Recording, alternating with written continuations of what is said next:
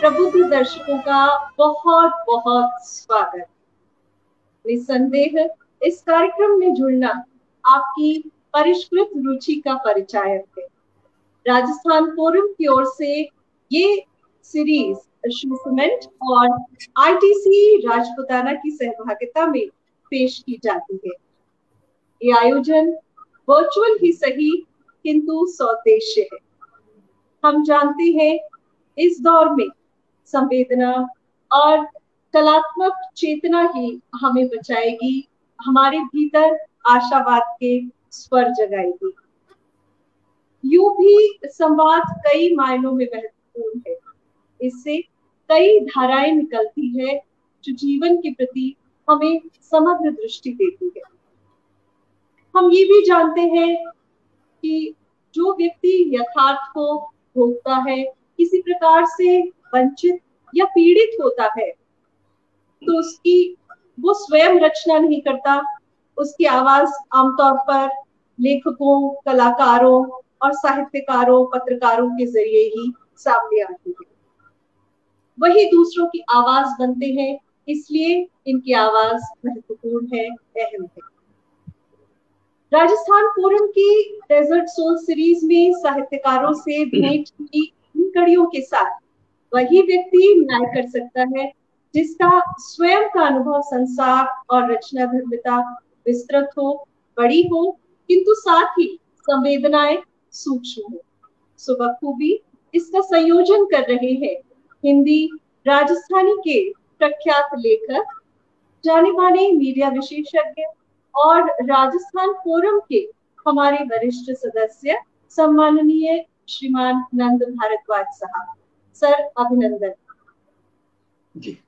आज इस सेशन में आप रूबरू होने जा रहे हैं एक ऐसे विरल व्यक्तित्व से जो जीवट के धनी है, जिनमें अभिव्यक्ति और सरोकार का प्रबल भाव है। बकौल उन्हीं के उन्होंने स्वाध्याय और देशाटन से बहुत कुछ सीखा है। आपने राजस्थान उच्च शिक्षा विभाग में तकरीबन 35 वर्षों तक सेवाएं दी है और विभिन्न विषयों पर आपकी 15 पुस्तकें प्रकाशित हो चुकी है। आप हैं चिंतक, लेखक, कथालोचक, अनुवादक, हमारे आदरणीय डॉक्टर दुर्गा प्रसाद अग्रवाल साहब। सर, आपको करबद्ध अभिवादन। तो साथियों, आप समसामयिक विषयों पर लिखते रहते हैं और आपकी जीवंतता सीधे तौर पर पाठकों के हृदय में उतरती है। और फेसबुक पर आपके एक पाठक होने के नाते मैं अपनी बात को विस्तार देने से पहले आप सभी को ये अवश्य ही बताना चाहूंगी कि इंटरनेट पर, यानी उसकी जो आभासी चौपाल है, उस पर यायावरी करना डॉक्टर दुर्गा प्रसाद अग्रवाल का प्रिय शगल है। और आप अपने आसपास जो कुछ चीजें हो रही है उसे लेकर भी काफी मुखर है और स्वयं कहते हैं कि प्रतिक्रिया क्यों न दी जाए, और जहां आवश्यक हो वहां प्रतिरोध भी जरूरी है। शायद अपने भीतर की बेचैनी या यूं कहे इश्तराक को एक अशार में बयां करूं तो कुछ ये कहना चाहते हैं कि खामोशी से मुसीबत और भी संगीन होती है, खामोशी से मुसीबत और भी संगीन होती है, तड़प ए दिल तड़पने से जरा तस्कीन होती है। वाह। तो साथियों, हम जानते हैं कि आप, एक बात और भी आपको बताना चाहूंगी कि जब आपसे आपकी उपलब्धियों के बारे में पूछा जाता है तो बहुत ही साफ़ोई से, ईमानदारी से आपकी स्वीकारोक्ति होती है कि अभी तक जीवन में ऐसा कुछ भी नहीं किया है जिसे लेकर पीठ थपथपाई जा सके। तो देखा आपने कि कितनी कहीं कोई आत्ममुग्धता नहीं है, कितनी गजब की सहजता है। तो साथियों, अब मैं दोनों ही सरस्वती साधकों से अपरिमित आदर और आत्मीयता के साथ अनुरोध करूंगी आज की इस वर्चुअल सेशन में अपना वार्तालाप प्रारंभ करें। Over to Nand Bhardwaj sir. बहुत बहुत धन्यवाद सालिया जी। सालिया ने बहुत नपेतुले शब्दों में इस कार्यक्रम की अहमियत और आज की इस महफिल के, इस श्रृंखला के प्रमुख मेहमान डॉक्टर दुर्गा प्रसाद अग्रवाल के बारे में बहुत अच्छे शब्दों में आपको जानकारी दी है। सबसे पहले तो मैं दुर्गा बाबू का स्वागत करता हूं इस कार्यक्रम में।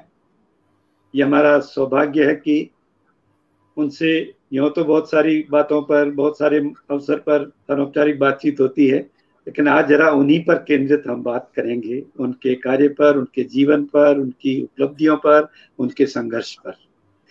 तो आपका स्वागत दुर्गा बाबू। धन्यवाद।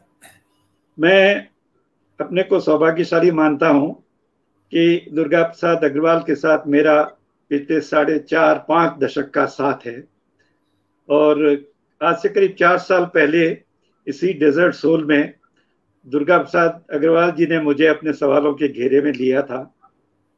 तब से मैं अवसर की तलाश में था कि ये मौका मुझे भी मिले। तो आज ये संयोग बैठ गया है और दुर्गा प्रसाद जी मेरे सामने है, लेकिन मेरे पास सवाल नहीं है, मेरे पास जिज्ञासाएं ज्यादा हैं, और जिज्ञासाएं भी मेरी अपनी उतनी नहीं है जितनी मेरी कोशिश है कि वो सब दर्शकों की जिज्ञासाएं बने, श्रोताओं की जिज्ञासाएं बने। वो जो जानना चाहते हैं वो सब मैं दुर्गा बाबू से प्राप्त कर सकूं। वैसे तो दुर्गा प्रसाद अग्रवाल जब हम नाम लेते हैं तो सब लोगों को यही आभास होता होगा, अग्रवाल परिवार से हैं तो सुखी संपन्न और बहुत उस तरह की बैकग्राउंड से, उस तरह की पृष्ठभूमि से आते हैं। लेकिन साहित्य, संस्कृति और इस सब से दुर्गा प्रसाद जी का कैसे अटकना हो गया? वे तो और किसी बड़े किसी उद्देश्य से, बड़े किसी कार्य क्षेत्र में सक्रिय दिखाई देते, वैसे दिखाई देते भी हैं, कार्य क्षेत्र को हमको भी किसी एक अनुशासन में सीमित करते भी नहीं है। और मैं ये भी बताता हूँ कि अग्रवाल परिवार में भी दुर्गा प्रसाद जी से पहले बड़े बड़े अग्रवाल हुए हैं। वासुदेव शरण अग्रवाल से लेकर के, भरत भूषण अग्रवाल से लेकर के, विद्याभूषण अग्रवाल से लेकर के, केदारनाथ अग्रवाल हमारे हिंदी के बहुत बड़े पोइट हुए हैं। हमारे राजस्थान में गोविंद अग्रवाल जी हुए हैं। रोहिणी अग्रवाल बहुत अच्छी आलोचक है। लेकिन यहाँ मैं अग्रवालों की कोई वो फहरिस्त नहीं पेश कर रहा हूँ, मैं तो साहित्य में जिन लोगों का योगदान है उनको याद कर रहा हूँ। कभी कभी ऐसा संयोग, ऐसा ये जो हमारे अलंकार होते हैं ना, जिसमें एक चीजें आपस में जुड़ जाती हैं, तो बस उसी का एक संयोग बिठा रहा हूँ। तो ऐसे परिवार से या ऐसी पृष्ठभूमि से आने वाले लेखक से ये जानने की जिज्ञासा जरूर होती है कि कैसे बचपन इस तरह का रहा होगा कि उस पृष्ठभूमि से अलग उनकी एक दिशा बनी। वे साहित्य के क्षेत्र में, कला के क्षेत्र में सक्रिय हुए। मैं दुर्गा बाबू सबसे पहले तो आपके उस बचपन को जानना चाहूंगा, उस माहौल को जिसमें आपने अपने को एक लेखक के रूप में, एक शिक्षक के रूप में तैयार किया, और एक तरह की खुशी भी महसूस की अपने भीतर, वो बताएं। नंजी, धन्यवाद। आपके इस लंबे सवाल का मैं जवाब दूं उससे पहले मैं सालेहा जी के प्रति आभार व्यक्त करना चाहता हूं कि उन्होंने बहुत खूबसूरत शब्द मेरे काम में लिए। मुझे पता नहीं मैं उन शब्दों का कितना अधिकारी हूं, लेकिन ये उनके मन की उदारता है कि उन्होंने मेरे बारे में इतनी अच्छी अच्छी बातें कही जी। मैं राजस्थान फोरम का बहुत आभारी हूं कि उसने आज हम लोगों को इस वर्चुअल मंच पर एक औपचारिक सी बात करने का भी मौका दिया। और मेरी खुशी इसलिए और बढ़ जाती है कि आज विश्व पुस्तक दिवस है और हम लोग जो किताबों की दुनिया में विचरण करते हैं वे लोग आज बात कर पा रहे हैं। जी, आपने जो सवाल किया है और बहुत सारे नाम आपने गिनाए, उनकी परंपरा में आना तो सौभाग्य की बात है। थोड़ा और पीछे जाते तो भारतेंदु हरिश्चंद्र भी याद आ जाते और मैथिली शरण भी याद आ जाते और भी बहुत सारे लोग याद आ जाते। लेकिन मैं अपनी बात करूं, मैं जब सन 1945 में पहुंचता हूं, जब मेरा जन्म हुआ, तो मैं पाता हूं कि मेरे पिता एक व्यापारी थे और उदयपुर में उनकी अच्छी खासी प्रतिष्ठा थी। उनका बहुत बड़ा सपना था कि मैं उनके व्यापार को आगे बढ़ाऊंगा। हालांकि जब मेरा जन्म हुआ तो उनकी उम्र काफ़ी अधिक थी और ये मेरा दुर्भाग्य रहा कि मैं कोई 13-14 साल का था तब उनका निधन हो गया। तो अब ये तो मैं नहीं कहूंगा कि मैंने संघर्ष किए, क्योंकि जैसा जीवन मैंने जिया वैसा जीवन हम में से अधिकांश मध्यम वर्गीय लोग जीते हैं, और ये सारी परेशानियां हम सब लोगों के जीवन में होती है। और मेरी माँ का भी एक यही था कि चलो बच्चा थोड़ा बहुत पढ़ लिख ले, बीए कर ले। और मैं जब मेरे पिता का निधन हुआ तो 10वीं में पढ़ रहा था, उन्होंने जैसे तैसे मुझे बीए तक पहुंचा दिया। और मैं आज इस बात को स्वीकार करता हूं कि जब तक मैं बीए में पढ़ रहा था मेरे सामने कोई खास लक्ष्य नहीं था। यही था कि मुझे अपने पिता की जो दुकान वो छोड़कर गए हैं वो संभालनी है, व्यापार करना है, और उस व्यापार को बढ़ाने का भी सपना रहा होगा शायद। लेकिन जब मैं बीए में पढ़ रहा था, वो उदयपुर के एमबी कॉलेज की लाइब्रेरी मुझे आज भी याद आती है। पता नहीं कैसे मेरी रुचि उपन्यासों में हो गई, और आज मैं बड़े मजे से इस बात को कह रहा हूं कि मैं अपनी ज्योग्राफी की या इकोनॉमिक्स की या पॉलिटिकल साइंस की क्लासेस बंक करके लाइब्रेरी में जाता और उपन्यास पढ़ता। अगर जैनेंद्र का एक उपन्यास अच्छा लगा है तो दूसरा निकाल लिया, तीसरा निकाल लिया। उन्हीं दिनों सुषमा धवन की एक थीसिस मेरे हाथ लगी, हिंदी उपन्यास। अब उस थीसिस में मैं उपन्यासों के बारे में पढ़ता, और जिस उपन्यास के बारे में पढ़ना मुझे अच्छा लगता उस उपन्यास को मैं ढूंढता, और बीए करते करते मैंने हिंदी के अधिकांश कालजयी उपन्यासों को चाट डाला। लेकिन और कोई मन में सपना नहीं था। बीए कर लिए और उसके बाद दुकान पर बैठना शुरू कर दिया।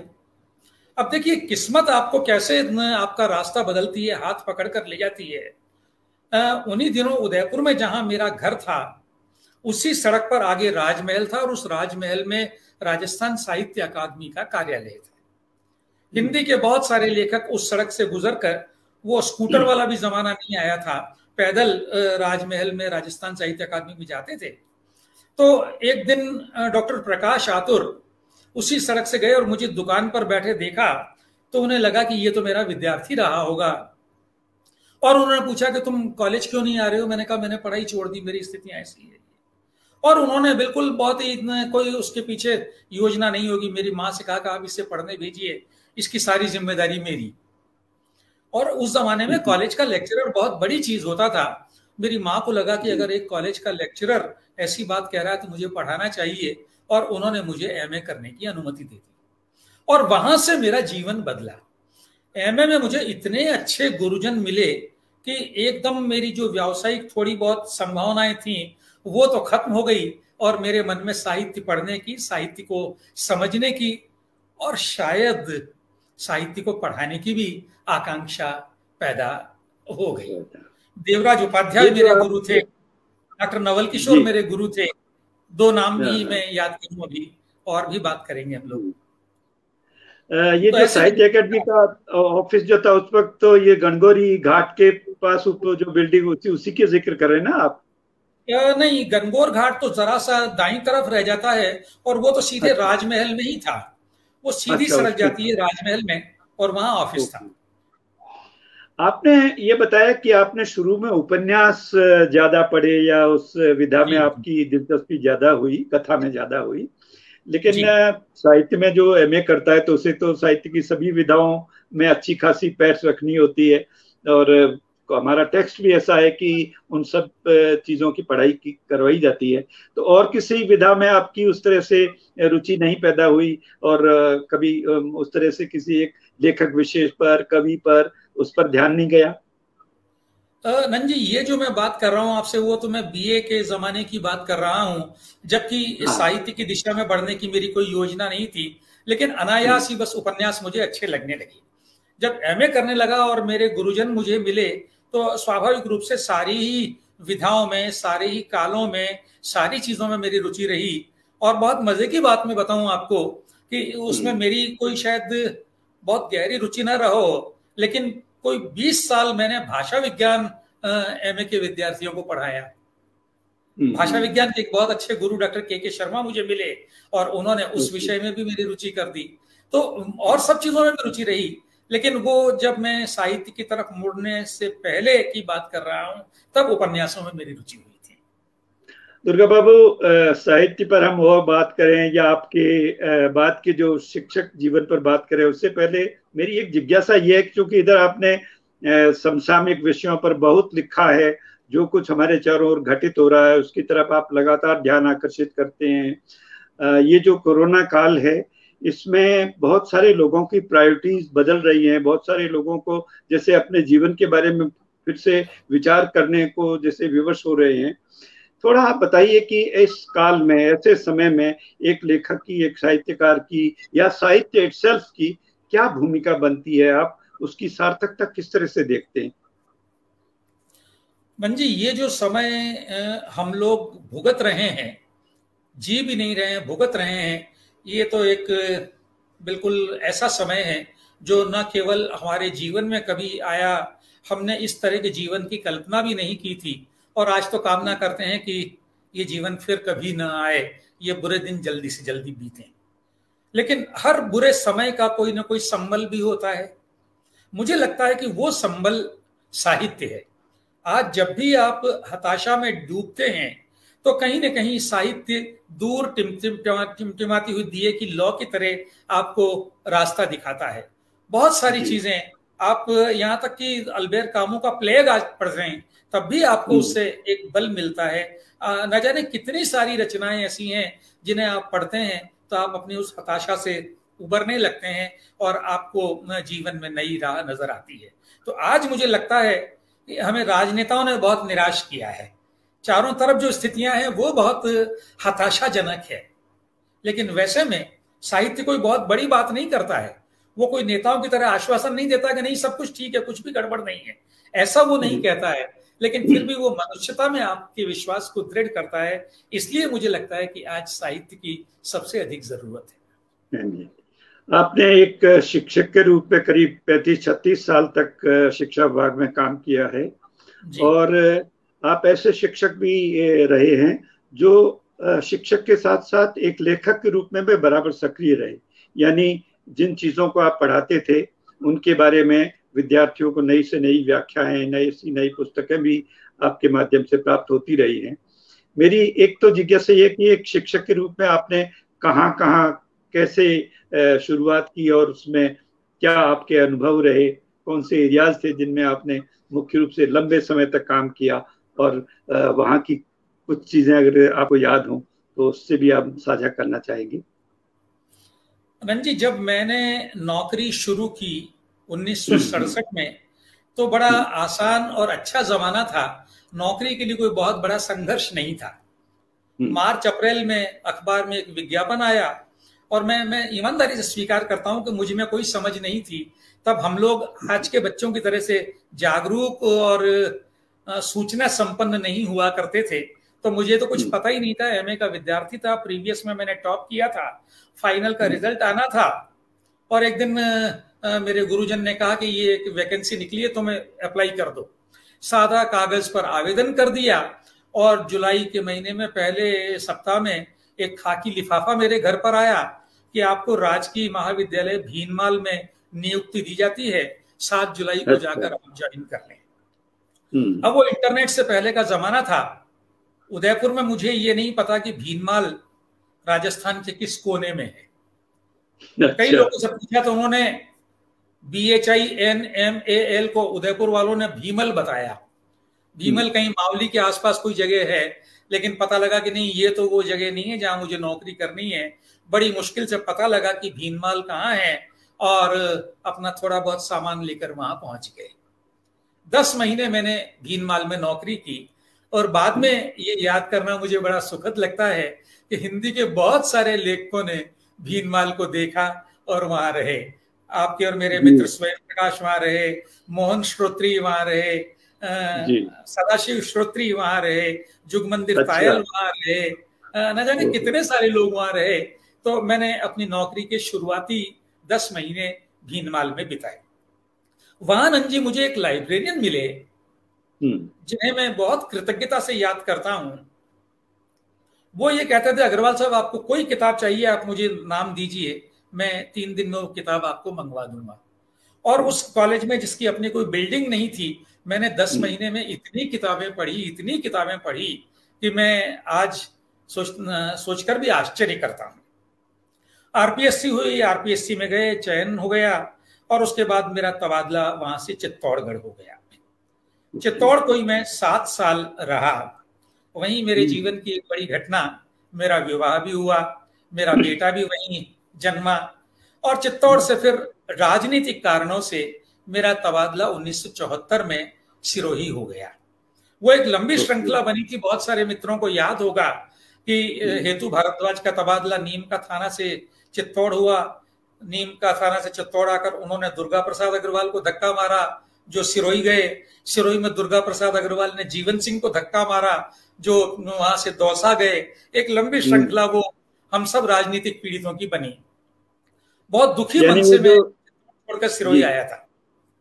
यानी वो जो गुरु नानक देव का जो सूत्र है ना कि जो जब ज्यादा पॉपुलर हो जाता है तो उसे यही सलाह दी जाती है कि अब यहाँ से उजड़ जाओ, ताकि और वो मेरे साथ भी वही था, मेरे साथ भी वही था। अब उन बातों को याद करने से कोई अर्थ नहीं है।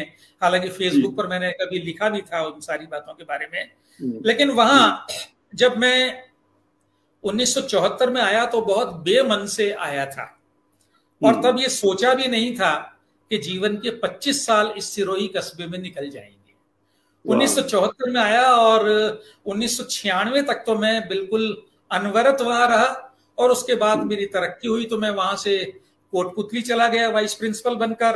कोटपुतली से फिर कुछ महीनों बाद सिरोही आ गया वाइस प्रिंसिपल बनकर ही, फिर वहीं प्रिंसिपल भी हो गया। फिर आबू रोड चला गया डिग्री कॉलेज का प्रिंसिपल बनकर, वहां से फिर सिरोही प्रिंसिपल बनकर आ गया। सिरोही से फिर जालोर प्रिंसिपल के रूप में चला गया, और जालोर से मेरी नौकरी का अंतिम तबादला जयपुर हुआ, जहां मैं ज्वाइंट डायरेक्टर कॉलेज एजुकेशन बनकर आया, और 3 साल अपनी नौकरी के आखिरी 3 साल मैंने यहाँ बिताए, और फिर जयपुर का होकर रह गया। दुर्गा बाबू, एक मुझे ख्याल आता है कि कोई व्यक्ति अगर किसी एक क्षेत्र में बहुत लंबे समय तक रहता है तो वहाँ के लोक जीवन में, वहाँ जो कुछ भी उल्लेखनीय चीजें हैं, स्थान हैं, उन सब में भी उसकी दिलचस्पी होती है। खासतौर से सिरोही में जहाँ आप रहे तो वो तो बहुत स्मारकों की दृष्टि से और संस्कृति की दृष्टि से भी काफी महत्वपूर्ण स्थल है। जरा बताएंगे कभी उस तरह के लोक जीवन में, उस तरह की चीजों में भी आपकी दिलचस्पी पैदा हुई? बिल्कुल मन जी, दिलचस्पी बहुत हुई, जाना समझा मैंने बहुत, लेकिन शायद उसका अभिलेखन बहुत कम हुआ।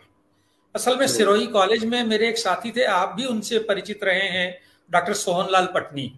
उन्होंने सिरोही के जीवन पर, सिरोही की कला संस्कृति, इस सब पर बहुत काम किया, और इन सारे कामों में उनके साथ मेरा जुड़ाव भी रहा, और उनसे मैंने बहुत कुछ सीखा भी, थोड़ा बहुत उनके काम में मेरा योगदान भी रहा।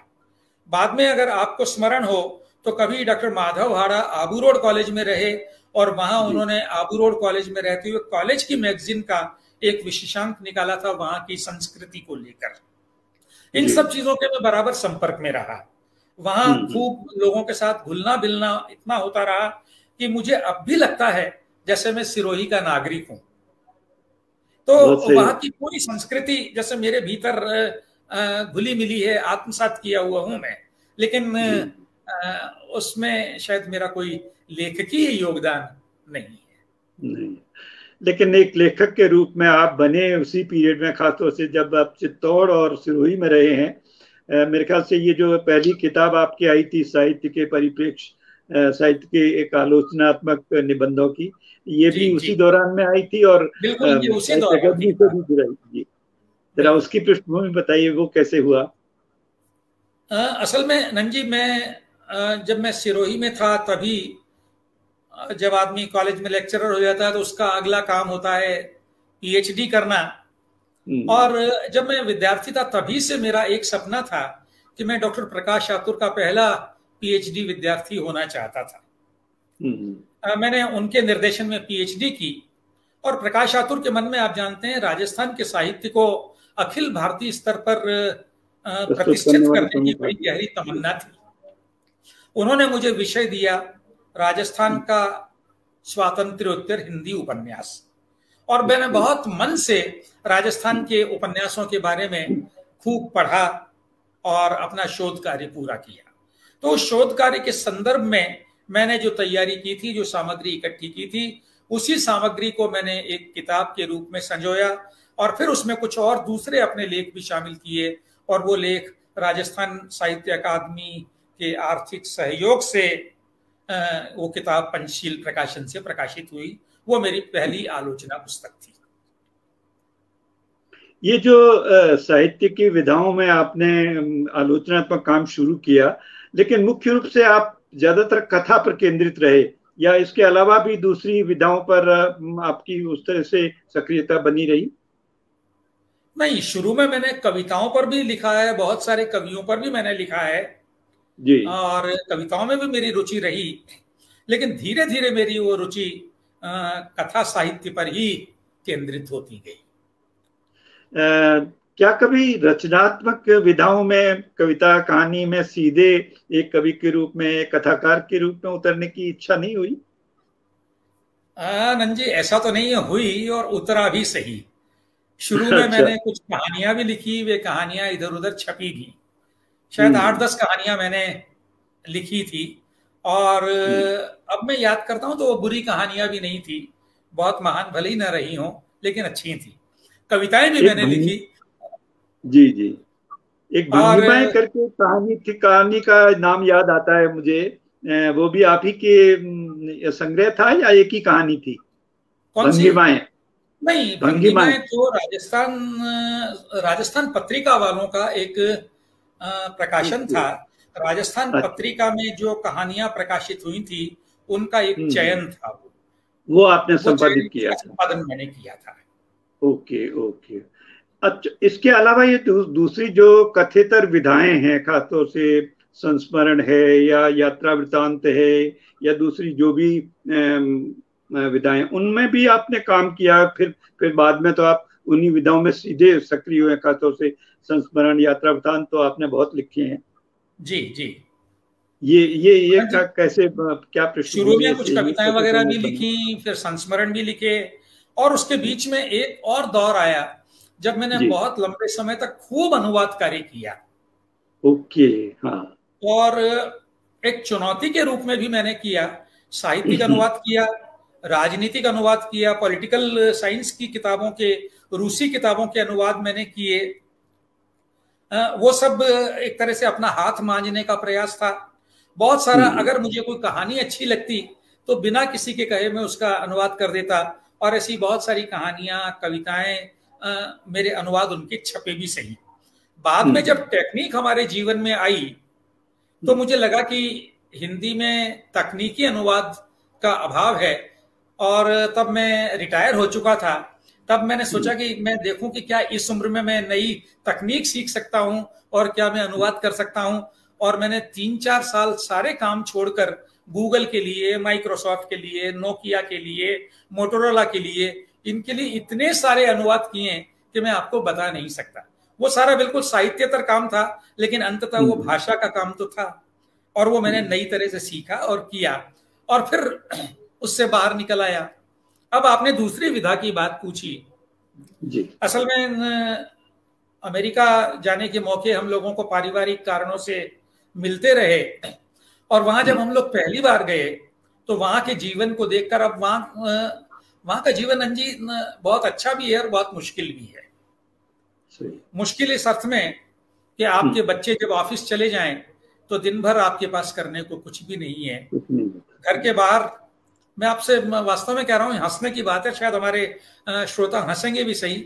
मैं और पत्नी बेटी के घर के बाहर बरामदे में बैठ जाते, और कभी कोई मक्खी उड़ती हुई नजर आती तो हम बड़े खुश होते, कह रहे मक्खी नजर आई या चिड़िया नजर आई।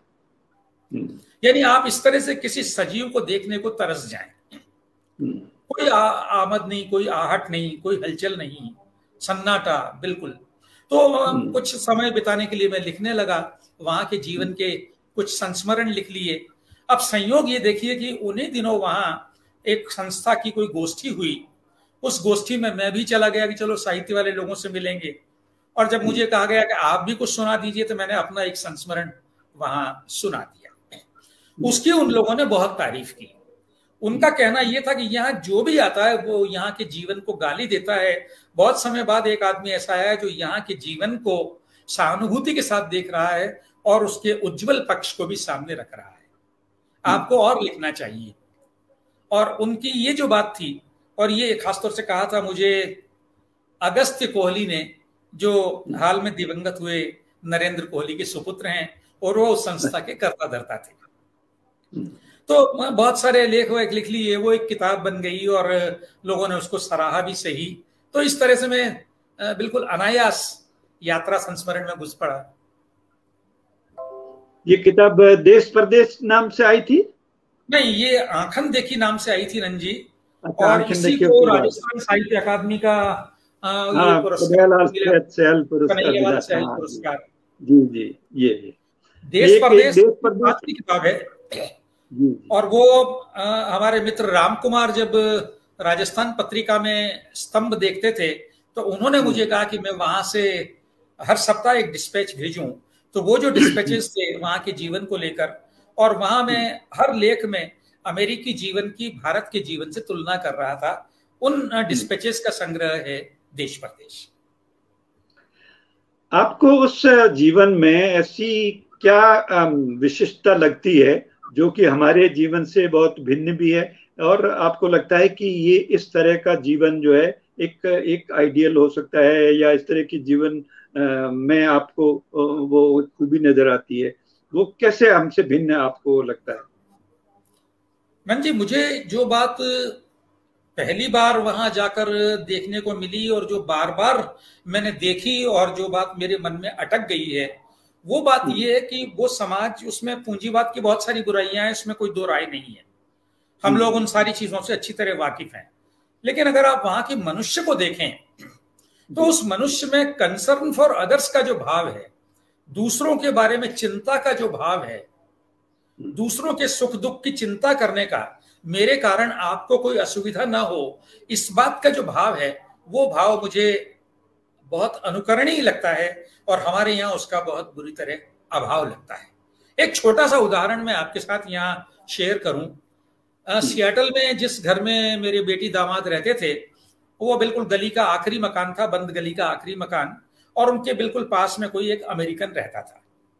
एक दिन कुछ ऐसा हुआ कि उसके घर में कुछ छोटी मोटी आग लग गई, और आग लगी तो फायर ब्रिगेड वगैरह बड़ी तेजी से घनघनाती हुई आ गई। अब वो आदमी और वो उसकी पत्नी बच्चे बाहर निकल आए, फायर ब्रिगेड आ गई, और वो अमेरिकन सबसे पहले हमारी बेटी के पास आ रहा है और कहता है कि मेरे कारण आपको असुविधा हो रही है, इसके लिए आप माफ कीजिए। क्या आप इस बात की कल्पना कर सकते हैं कि जिसके घर में आग लगी हुई हो, वो उस आग बुझाने से पहले अपने पड़ोसी से आकर क्षमा याचना कर रहा है कि मेरे कारण आपको असुविधा हो रही है? ये जो भाव है, ये भाव वहां के जीवन में मुझे सर्वत्र देखने को मिलता है, और मैं इसका मुरीद हूं। इसका मैं जितनी मैं प्रशंसा करूं कम है। मेरी इच्छा है कि कोई ऐसा अंश जो आपको बहुत प्रेरक लगता हो उस तरह का, उस तरह के यात्रा वृत्तांत का कोई एक पंच जरूर सुनाए। मुझसे अंदाज होगा कि किस तरह से आपने उन चीजों को देखा और महसूस किया एक लेखक के रूप में। जी, प्रेरक तो नहीं, लेकिन शायद थोड़ा सा रोचक लगेगा। मैं एक ऐसा अंश सुनाता हूं जी। हम में से बहुत सारे लोगों ने एक अमेरिकन शहर का नाम सुना है, लास वेगस। लास वेगस को सिन कैपिटल ऑफ द वर्ल्ड कहा जाता है, दुनिया के पाप की राजधानी। अच्छा। सिन कैपिटल। मैंने इस पर एक लंबा लेख लिखा था, उसके छोटे से 2-3 अंश मैं आपको सुना रहा हूं। जी। मैंने इस लेख का शीर्षक रखा था, असगर वजाद से क्षमा याचना करते हुए, जिन वेगस नहीं वेख्या उर्फ लास वेगस रहेगा याद। दो शीर्षक मिल गए हैं यहाँ, अज्ञे जी वाला शीर्षक भी है और असगर भाई का शीर्षक। वायुयान ने जैसे ही मैककैरन के छोटे से हवाई अड्डे से उड़ान भरी, नीचे रंग बिरंगी रोशनी का आंचल लहराने लगा। यह एक ऐसा दृश्य था जिसे मैं जब भी याद करूंगा वाणी और शब्दों की असमर्थता महसूस करूंगा। रोशनियां थी लास वेगस की, जहां 3 दिन बिताकर हम सिएटल लौट रहे थे।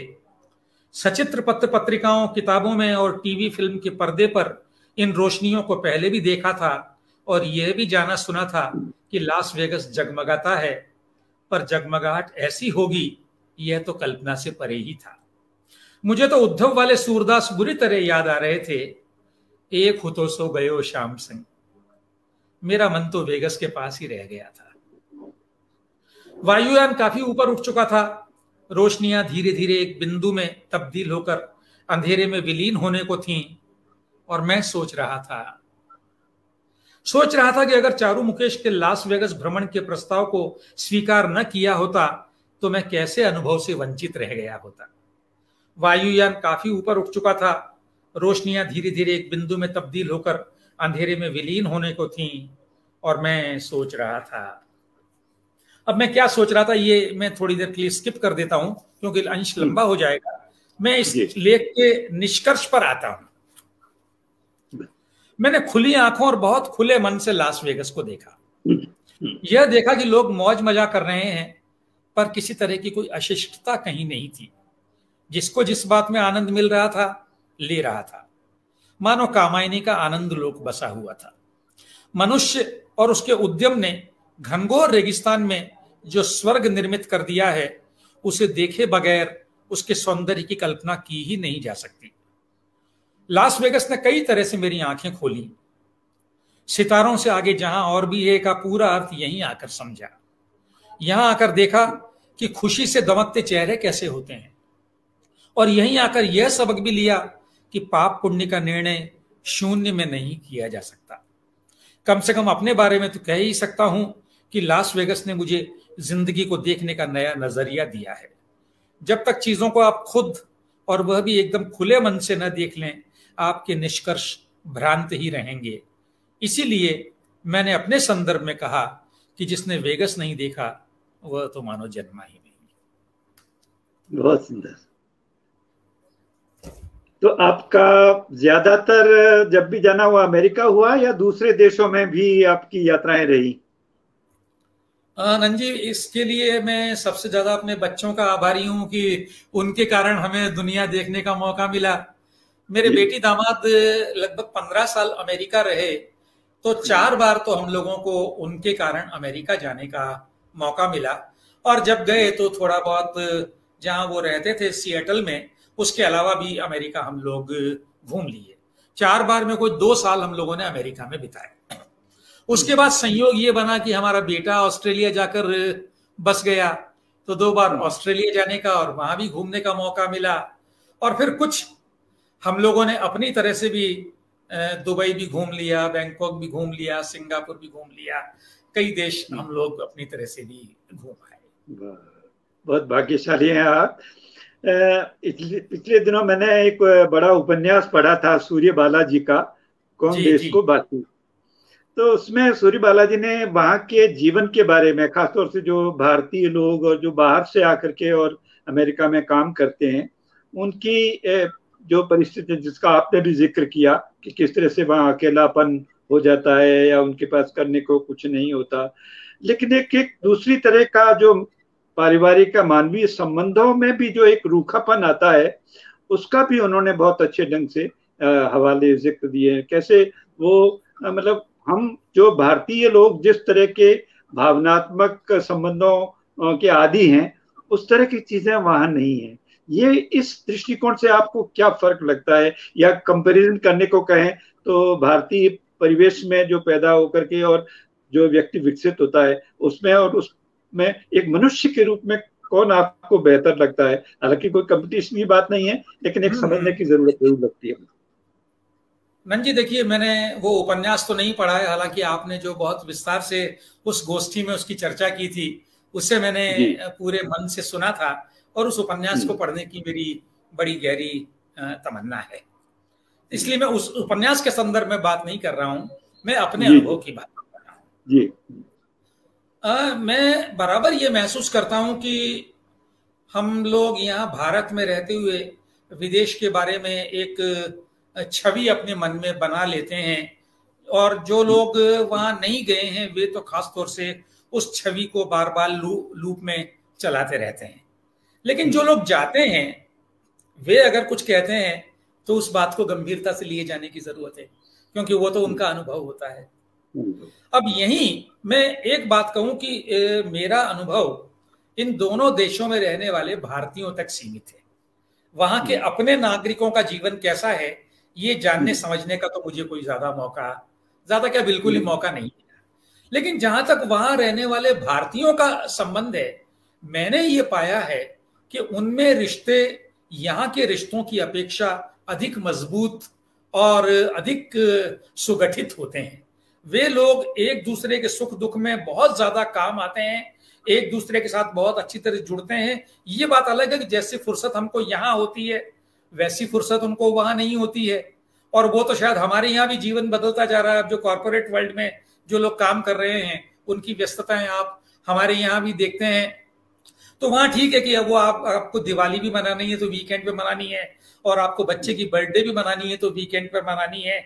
लेकिन जितना जुड़ाव मैंने वहां लोगों में देखा, अगर किसी एक को तकलीफ है तो जिस तरह से पूरा वो समाज एकजुट होकर उसकी मदद को आता है, वो बात मुझे अब इन दिनों तो जरूर देखने को मिल रही है। कोरोना के इस काल में फेसबुक पर जब हम लोग देख रहे हैं, और आज भी जब हम लोग सुबह बात कर रहे थे, कैसे कोई भिन्न विचार वाला कुमार विश्वास रमेश उपाध्याय की मदद करता है। ये बात हमारे लिए तो अपवाद लगती है, लेकिन वहां ये बात बहुत आम है कि कोई भारतीय दिक्कत में हो सारे लोग एकजुट होकर उसकी मदद करते हैं। इसलिए ऐसा कुछ नहीं है। ये हम लोगों की जीवन शैली अलग है, और उस जीवन शैली में हम जाते हैं तो हम बहुत आसानी से समायोजित नहीं हो पाते हैं। अन्यथा वो लोग अपने उस जीवन में बहुत सुखी और संतुष्ट हैं। दुर्गा बाबू, आपने विदेश यात्राएं भी की और 30-35 साल शिक्षा विभाग में काम किया। इतने बड़े अनुभव के व्यक्ति को तो जब सेवानिवृत्त होता है तो कोई छोड़ता नहीं है, उसे कहीं ना कहीं अपने किसी बड़े जाल में फंसा लेता है। आपने कभी किस तरह से अपने को मुक्त रख लिया, ये मेरे लिए भी जिज्ञासा की बात है। क्योंकि जब आप 2003 में शिक्षा विभाग से निवृत्त हुए, तब से आप ज्यादा व्यस्त हो गए लगते हैं, ज्यादा काम आपके हाथ में आ गया लगता है। खासतौर से जब मैं आपके बहुत सारे स्तंभ लेखन को और इस तरह के एक्टिविटीज को देखता हूँ, तो ये क्या सोचा बूझा था या ऐसे ही संयोग बनता गया और इस तरह से आप व्यस्त होते गए?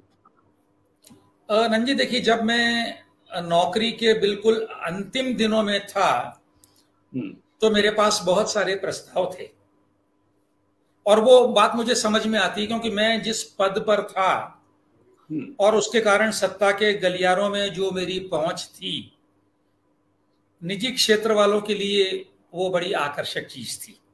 वो मेरे उन रिश्तों को जरूर भुनाना चाहते थे, और कई सारे प्रस्ताव थे कि आप हमारे यहाँ आ जाइए और हम ये देंगे वो देंगे आदि आदि। लेकिन तब तक एक बात तो ये कि मेरी जो पारिवारिक जरूरतें थी, वो जिम्मेदारियां थी, वो पूरी हो चुकी थी, और एक मेरे मन में शायद कोई बहुत वैभव के प्रति या संपत्ति संचय के प्रति कोई ललक शुरू से ही नहीं रही। बावजूद इसके कि मैं अग्रवाल हूं, तो जितना मिल जाता है उसमें अपना काम चल जाता है। तो मेरे मन में ये बहुत स्पष्ट था कि मुझे अब नौकरी नहीं करनी है। जब नौकरी की तो पूरे मन से, पूरी ईमानदारी, पूरी निष्ठा से की। और जब 30 नवंबर 2003 को वहां से मैं निकला तो उसके बाद फिर कभी उधर जाकर देखा नहीं, कोई हसरत भरी निगाह नहीं रही। और फिर लिखने पढ़ने का अपना शौक है, तो मुझे लग रहा था कि मैं लिखने पढ़ने में जिन किताबों को मैं पढ़ना टालता रहा हूं उनको मैं पढ़ूंगा। जो संगीत मैंने नहीं सुना है, मेरे पास बहुत बड़ा कलेक्शन संगीत का रहा है, तो मेरे पास करने को बहुत कुछ था, तो मैंने नौकरी वोकरी करने की नहीं सोची। और फिर धीरे धीरे वो बाबा जी पानी में डूबते गए और कंबल ही बाबा जी को पकड़ता गया। जी, क्या क्या किन किन विषयों में आपने मतलब उस अनुभव को लिखने के लिए उपयुक्त पाया? खासतौर से मैं संगीत या पर्यावरण या कला के जो दूसरे क्षेत्र हैं, क्योंकि सामयिक विषयों पर तो इधर आपने ज्यादा लिखना शुरू किया है। मेरे ख्याल से पहले तो या तो बैकग्राउंड में लेखन था, जो तमाम साहित्यिक विधाएं थी उनका काम था। खासतौर से आपके जो मित्र मंडली में जैसे रमेश जी रहे हों या स्वयं प्रकाश हैं या माधव वाड़ा जी हैं, ऐसे तमाम लेखक मित्र लोग भी रहे हैं। तो इन सब के बीच रहते हुए लिटरेचर से थोड़ा सा अपना दायरा जो आपने बड़ा किया, इसके बारे में थोड़ी सी अपनी प्रतिक्रिया दे, बताएं। रंजीत, मित्रों से मुझे बहुत वैचारिक समृद्धि मिली है। इस बात को मुझे कृतज्ञता पूर्वक सार्वजनिक रूप से स्वीकार करना चाहिए और मैं गर्व से इस बात को स्वीकार करता हूँ। स्वयं प्रकाश का जो साथ मेरा लंबा रहा, उससे चीजों को वैचारिक रूप से देखने में मैं सक्षम हुआ। इस बात को मैं आज बहुत कृतज्ञता से स्वीकार करता हूँ। माधव हाड़ा साथ रहे, नौकरी के शुरुआती वर्षों में सदाशिव श्रोत्री का साथ मिला, आप जैसे मित्र मुझे मिले जिनसे मैंने बहुत कुछ सीखा और जाना। साहित्य में मेरी रुचि रही, मैं कुछ छोटा मोटा करता रहा, लेकिन आज मैं इस बात को सार्वजनिक रूप से स्वीकार करता हूं कि मेरे में दो बड़ी कमियां हैं। एक, मैं बहुत आलसी हूं, मुझसे मेहनत नहीं होती है, मुझ में व्यवस्था का अभाव है, और मैं खासतौर से जब आपको देखता हूं तो पाता हूं कि काश इस व्यवस्था का एक अंश मुझ में होता तो मैं मेरे पास अपना लिखा हुआ बहुत सारा वो भी सुरक्षित नहीं है। कई बार कोई जानने वाला मुझे कहता है कि आपने वो लेख लिखा था, मुझे दे दीजिए, और मैं पाता हूं कि मेरे पास वो लेख नहीं है, उसका प्रिंट आउट नहीं है। आज जब आप बात कर रहे थे, मैंने 5-7 कहानियां लिखी, उनमें से एक भी कहानी मेरे पास नहीं है। नहीं करते हुए 150 कविताएं लिखी होंगी, शायद 4-5 कविताएं कहीं मुझे मिल जाएं, उसके अलावा मेरे पास वो नहीं है। तो एक तो उस व्यवस्था का मेरे पास अभाव रहा। दूसरा, मैंने जमकर कभी काम नहीं किया, ये मेरा निकम्मापन है। अगर मैं योजनाबद्ध रूप से एक दिशा में बढ़ता तो शायद मैं ज्यादा काम कर पाता, लेकिन मेरे मन में एक बेचैनी भी है कि आज 2-4 साल काम किया, फिर मेरा मन उससे ऊब जाता है और मैं दूसरी तरफ चला जाता हूँ। यात्रा वृत्तांत में और भी लिख सकता था, बहुत सारे अनुभव हुए, लेकिन 2 किताबें हो गई, कुछ लिख लिया, फिर वो कहीं मैं सामयिक इस पर चला आया और ये कर रहा हूँ, पता नहीं कब तक ये करूंगा, फिर कहीं इससे ऊब जाऊंगा, किसी और में चला जाऊंगा। लेकिन लगता है कि चलो ठीक है, 2 साल 3 साल इसमें मजा आया, ये कर लिया, कुछ और सही, क्या दिक्कत है। ये जो आपने सामयिक विषयों पर लिखना शुरू किया, खासतौर से स्तंभ लेखन के रूप में अखबारों में, तो इधर 3-4 किताबें आपकी जो आई हैं, समाज का आज है, या जो देश हम बना रहे हैं, या समय की पंचायत, ये किताबें तीनों चारों बहुत महत्वपूर्ण है और सामग्री की दृष्टि से भी अच्छी खासी, मतलब कलेवर में 250-250 पेज की किताबें, ये तो टेक्स्ट भी काफी अच्छा खासा बन पड़ा है। एक तो मैं चाहूंगा कि इनमें से कोई बहुत अच्छा एक अंश भी आप हमारे बीच में प्रस्तुत करें, और इसके पीछे किस तरह की सोच रही कि कैसे जीवन के विविध विषयों को आपने अपने लेखन का विषय बनाया है, इस पर भी अपनी बात करें। नंजी, मैं एक अंश पढ़ूं उससे पहले एक मजेदार बात कहूं। ये बात मैंने कई जगह लिखी भी है, कही भी है कि मेरे एक मित्र ऐसे हैं जिनको बताए बिना मैं अपनी एक पंक्ति भी आगे नहीं बढ़ाता हूं, और उनके बारे में भी यही है, वो है माधव हाड़ा। अगर मैं कुछ लिख रहा हूं, अगर एक पैराग्राफ भी लिखा है और वो कहीं छपने भेजना है, तो मैं जब तक माधव से उसको अप्रूव नहीं करवा लूंगा वो नहीं जाएगा। और यही माधव का भी हाल है, वो भी कुछ लिखें तो जब तक मैं न कह दूं वो उसको आगे नहीं बढ़ाएंगे। और हम दोनों में खुलापन ये है कि माधव मेरे से उम्र में छोटे हैं, इसके बावजूद वो निसंकोच मुझे कह देंगे अग्रवाल साहब ये तो ठीक नहीं है, इसको छोड़ दो, और फिर वो खत्म, वो डिलीट ही हो जाता है। मैं भी उनको निसंकोच कहता हूं कि भाई ये तो बात बनी नहीं है। मैं शायद उतनी खुलेपन से तो नहीं कह पाता हूं, लेकिन जो मैं कहता हूं उसको वो भी समझ जाते हैं। तो जब ये दोनों किताबें मैं प्लान कर रहा था, समय की पंचायत और जो देश हम बना रहे हैं, ये शीर्षक भी माधव की दिए हुए हैं, तो माधव ने मुझे एक बात कही कि अग्रवाल साहब इतने नेगेटिव तो आप कभी भी नहीं थे। इन दोनों किताबों के अधिकांश लेख उनको नेगेटिव लगे, आलोचना का स्वर इनमें बहुत तीखा है, जो वैसे मेरा स्वर है। लेकिन जब मैं अपने चारों तरफ देखता हूं तो बहुत हताश होता हूं, और वो हताशा इनमें से अधिकांश लेखों में व्यक्त हुई है। मैं एक छोटा सा लेख का अंश पढ़ रहा हूं, वो ये हताशा और निराशा से अलग है।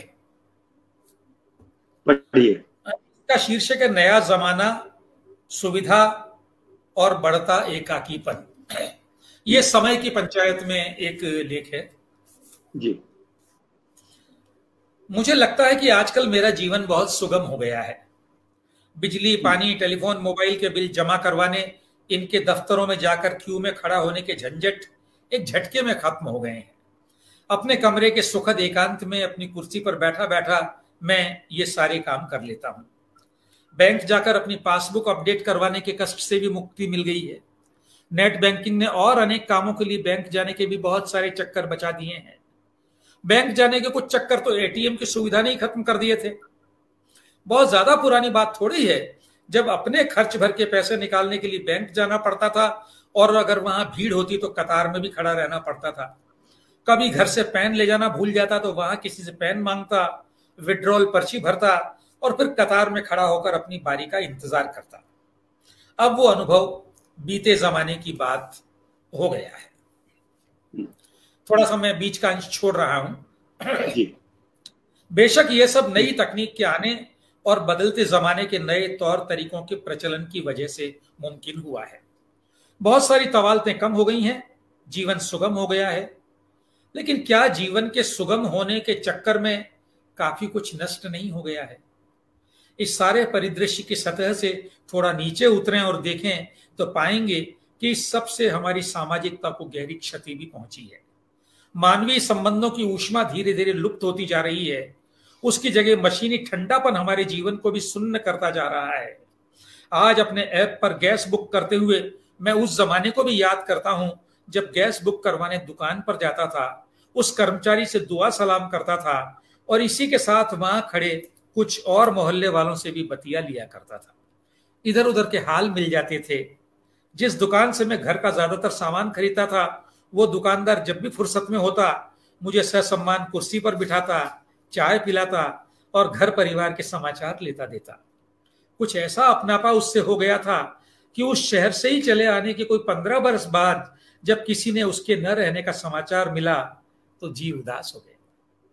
जब उस शहर में था तो दिवाली पर मेरे घर वो जरूर आता था और दो एक दफा जब मेरे परिवार में गमी हुई तो मेरा दुख बांटने में भी वो सबसे आगे था। हालांकि उससे मेरा रिश्ता सिर्फ सामान बेचने खरीदने का ही था। आज जब मैं ई कॉमर्स कंपनियों से अपनी जरूरत का सामान मंगवाता हूं तो उनसे मेरा ऐसा कोई रिश्ता कायम नहीं होता है, बल्कि प्रायः तो मानवीय संपर्क तक नहीं होता। अगर कभी उनके कस्टमर केयर से संपर्क करने की जरूरत पड़ती भी है तो मुझे पता होता है कि दूसरी तरफ से जो जूली बोल रही है उसका वास्तविक नाम कुछ और ही होगा। इसी बात को आगे बढ़ाते हुए मैं एक और पैराग्राफ पढ़ रहा हूं बस। बहुत छोटे व्यापारी हमारे देश की वैविध्यपूर्ण सांस्कृतिक विरासत को भी बचाए हुए हैं। इनकी उपेक्षा का एक अर्थ यह भी है कि हम अपनी सुविधा का ख्याल करते हुए अपने अतीत को भी मिटाते जा रहे हैं। ये तो नहीं होना चाहिए ना। हम चीनी माल के बहिष्कार की बात तो खूब करते हैं, विदेशी बहुराष्ट्रीय निगमों की लूट पर टसूए भी खूब बहाते हैं, लेकिन अनजाने में उन्हीं को पालते पोसते भी हैं। अनजाने में बड़ों का हित साधते हुए हम छोटों को कुचलते जा रहे हैं। अंतरराष्ट्रीय या राष्ट्रीय के हक में हम स्थानीय को मारे डाल रहे हैं। क्या इस तरफ हमारा ध्यान नहीं जाना चाहिए? बहुत सुंदर। मैंने एक चीज पाई है दुर्गा बाबू कि आप जब इस तरह की टिप्पणियां लिखते हैं तो उसमें काफी शोध कार्य करते हैं आप। मतलब जितनी जानकारियां उस विषय पर या उस मसले पर जुटाते हैं वो सामान्यतः कोई रेडी एंड आपके पास उस तरह से तो नहीं रहती होंगी। खासतौर से जब आप शिक्षा की दशा पर लिखते हैं तो बहुत सारे आंकड़े भी देते हैं, बहुत सारे संदर्भ देते हैं। ये सब करने के लिए आपको मुझे लगता है कि या तो बहुत भागदौड़ करनी पड़ती है या आपके पास में अच्छी खासी लाइब्रेरी होनी चाहिए जिससे आप ये सब। हालांकि आजकल इंटरनेट का जमाना है, बहुत सारी चीजें वैसे भी, लेकिन स्थानीय स्तर की जो चीजें हैं या ये कहूँ प्रदेश स्तर की जो चीजें वो तो इंटरनेट पे भी नहीं मिलती। ये कैसे संभव है? नहीं, कुछ तो संपर्क है। खासतौर से अगर उच्च शिक्षा की बात करें तो जिस विभाग में मैं 35 साल रहा वहां दोस्तियां भी हैं, जान पहचान भी है। और थोड़ा सा ये भी होता है कि अगर मैं कोई एक लेख प्लान कर रहा हूं तो ऐसा नहीं कि वो इस सप्ताह प्लान किया तो इसी सप्ताह काम में ले लूंगा। वो 2-3 सप्ताह तक या महीने भर तक चलता रहता है। मैं सामग्री इकट्ठी करते रहता हूँ। जब कोई जरूरत होती है मैं दोस्तों से आग्रह करता हूँ, मुझे सूचनाएं मिल जाती हैं और तब मैं उसको पूरी तैयारी के साथ सामने लाता हूँ। क्योंकि मुझे लगता है हवाई बात करने की बजाय जब तक आप तथ्यों के आधार पर बात न करें उसका कुछ सुख नहीं मिलता है।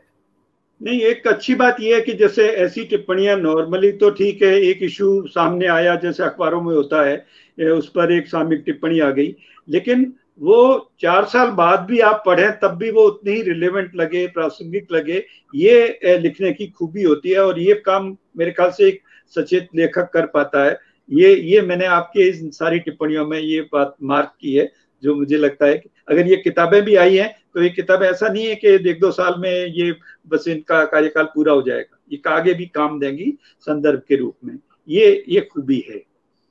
मंजी, अगर आपको ऐसा लगा है तो ये मेरे लेखन की सार्थकता है। नहीं, एक चीज और जानने की इच्छा थी कि आपने जैसे कहा कि आपने बहुत सारे अनुवाद किए, ये जो अमेरिका गए, ऑस्ट्रेलिया गए या और दूसरे देशों में भी आप गए हैं, किसी बड़ी विदेशी लेखक ने या किसी बड़े ऐसे रचनाकार का ख्याल आया जो आपको बहुत लिखने के लिए या अनुवाद करने के लिए प्रेरित किया और आपने उसको उस तरह से लिया हो? नहीं, ऐसा तो नहीं हुआ कि मैं प्रेरित हुआ हूं और मैंने अनुवाद कर दिया हूं, लेकिन शायद 2000 के आसपास की बात है, मेरी पहली या दूसरी अमेरिकन यात्रा की बात है। वहाँ क्योंकि मेरे बच्चे माइक्रोसॉफ्ट में काम करते थे, उन्हीं दिनों थॉमस एल फ्रीडमैन की किताब आई थी, द वर्ल्ड इज फ्लैट, और माइक्रोसॉफ्ट में थॉमस फ्रीडमैन का भाषण था और मेरे बच्चे मुझे उस भाषण को सुनवाने ले गए। फ्रीडमैन को मैंने सुना, वो किताब भी उनके ऑटोग्राफ सहित में ले आया और मुझे लगा कि काश वो किताब हिंदी में होती। ये संयोग है, कुछ समय बाद वो किताब हिंदी अनुवाद में आ गई, हालांकि उसका हिंदी अनुवाद उतना अच्छा नहीं था। और जब ये बात हम कर रहे हैं नंजी, तो इन दिनों अंग्रेजी से हिंदी में इतने अच्छे अनुवाद होकर किताबें आ रही है। जैसे अगर आपने वो युवाल नोआ हरारी की किताबें आपने जरूर देखी होंगी, सैपियंस और 21वीं शताब्दी के लिए 21 सबक, इतने बढ़िया आज किताबें आ रही है कि आज मुझे अपने हिंदी भाषी होने पर कोई लज्जा का या कमी का अनुभव नहीं होता। मुझे लगता है कि मेरे पास सब कुछ आज मेरी अपनी भाषा में उपलब्ध है। तो जो लोग अनुवाद कर रहे हैं, हमने अनुवाद को उतनी महत्ता नहीं दी है, लेकिन अनुवादक आज हिंदी में बहुत गजब का काम कर रहे हैं। बिल्कुल, ये बात सही है। देखिए, कुछ वरिष्ठ लोगों ने मेरे जरिए कुछ सवाल भी आपकी तरफ भेजे हैं, तो मैं चाहता हूं कि उनको पर भी आप कहें, और वो सवाल काफी रोचक हैं। एक तो सबसे बड़ा सवाल ये है कि इस कठिन समय में आप इतने तरोताजा और इतने प्रफुल्लित बने रहते हैं, इतने जीवंत बने रहते हैं, इसका क्या राज है? इसका राज है कि ये नंजी की मुझे आप जैसे और ये सवाल करने वाले जैसे सहृदय मित्र मिले हैं, तो उनका संबल रहता है। मुझे रहता है कि जब भी कभी कोई दिक्कत होगी तो ये मित्र मेरे लिए हमेशा सहायता के लिए आतुर मिलेंगे, इसलिए मैं प्रसन्न रहता हूँ। अच्छा, मतलब ये तो आपने अपनी जो बॉल है दूसरी तरफ डाल दी। नहीं, तो बिल्कुल ऐसा बिल्कुल नहीं, ऐसा बिल्कुल नहीं है। देखिए, हम सबको सपोर्ट सिस्टम की जरूरत होती है और मैं भाग्यशाली हूँ कि मेरा सपोर्ट सिस्टम बहुत मजबूत है। जब सपोर्ट सिस्टम बहुत मजबूत है तो फिर चिंता की बात ही क्या है। एक बातचीत में, इंटरव्यूज में एक बात अमूमन पूछी जाती है प्रमुख लोगों से कि कोई रिग्रेट्स हो, कोई ऐसी बात जो आपके मन में करने की रही हो और जीवन भर कर न पाए हो और अब भी आपके मन में वो दबी हुई हो, कोई ऐसी जिज्ञासा, कोई ऐसी इच्छा हो तो बताइए पहले। देखिए, मेरी एक बहुत प्रिय किताब रही है बहुत लंबे समय तक। उस किताब का टाइटल था विथ नो रिग्रेट्स। किताब की लेखिका थी कृष्णा हठी सिंह, जो पंडित नेहरू की छोटी बहन थी, विजय लक्ष्मी पंडित से छोटी बहन। With no regrets. तो मैं सच्ची कह रहा हूं कि मुझे कोई शिकायत नहीं है, किसी से भी कोई शिकायत नहीं। शायद मेरे स्वभाव में भी वो बात नहीं है, आपने भी देखा होगा कि शिकायत मुझे नहीं है। लेकिन हसरतों की जहां तक बात है, मुझे आपने जब इस सवाल किया तो चचा गालिब याद आ गए। हजारों ख्वाहिशें ऐसी कि हर ख्वाहिश पे दम निकले, बहुत निकले मेरे अरमान। कम निकले। तो जीवन में थोड़ा बहुत किया, लेकिन लगता है कभी तो करने को, पाने को, जानने को बहुत कुछ है।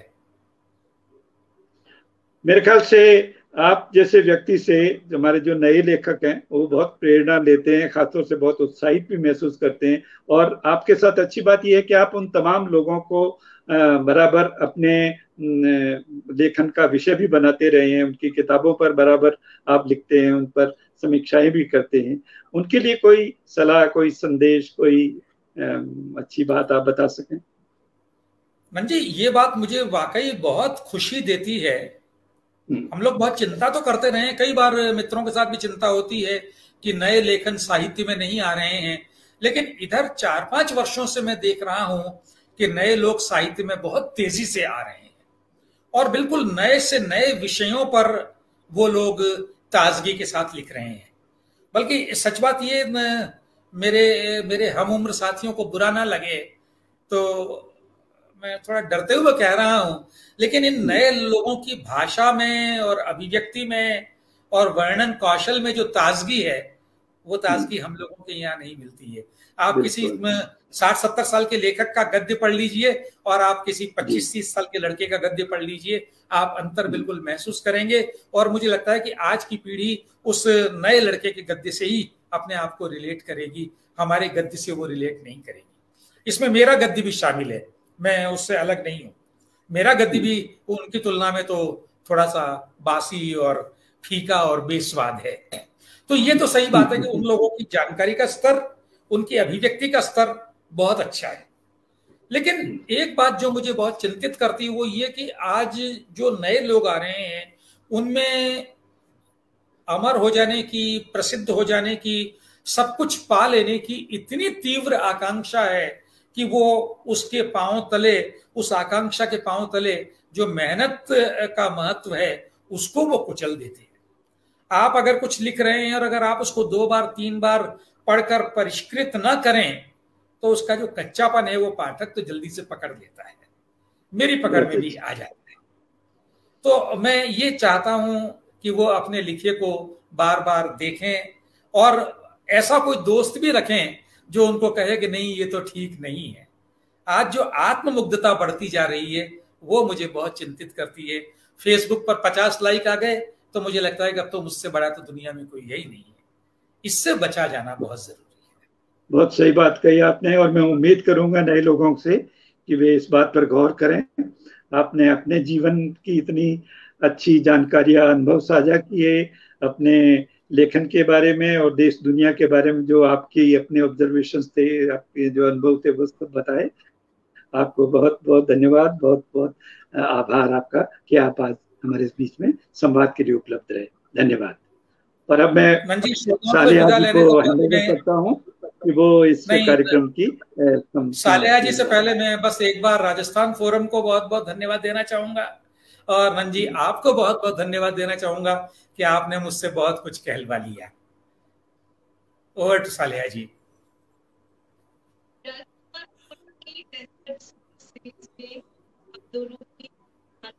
बहुत बहुत आभार, हृदय से धन्यवाद। बहुत ही सहज तरीके से आपकी बातचीत, बहुत ये कहूंगी कि बोधगम में आप दोनों की बातचीत रही। और पर्सनली मैं अपनी बात कहूँ तो यही कहना चाहूंगी, मैं जो मुझे सबसे ज्यादा चीज आकर्षित करती है आप दोनों की पर्सनैलिटी कि आप दोनों ही अपनी बातचीत के जरिए शायद ये संदेश देते हैं कि कभी भी अपने वजन पे मजबूत मत होना, क्योंकि यही बात हमें शायद और दायित्वशील बनने की बात। राजस्थान फोरम की साहित्यकारों से भेंट की ये जो वर्चुअल सीरीज थी संयोजन करने के लिए बहुत बहुत आभार। पद्म विभूषण पंडित विश्व मोहन भट्ट के निर्देशन में सभी सदस्यों की सक्रियता के साथ ही गतिविधियां प्लान की जाती है। आगे भी बहुत सारी एक्टिविटीज जारी रहेंगी, चाहे प्लेटफॉर्म्स के माध्यम से हो।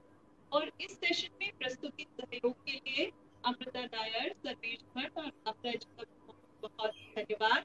लफ्जों के जरिए हमें बहुत ताकत मिलती है, शब्दों में वाकई बहुत ताकत होती है, यही हमें जोड़ते हैं। तो यूं ही शब्दों के शामिल होने के साथ हम आपसे फिर करेंगे मुलाकात। हमें रहेगा आपकी प्रतिक्रियाओं का इंतजार। इसी के साथ आज्ञा दीजिए। नमस्कार।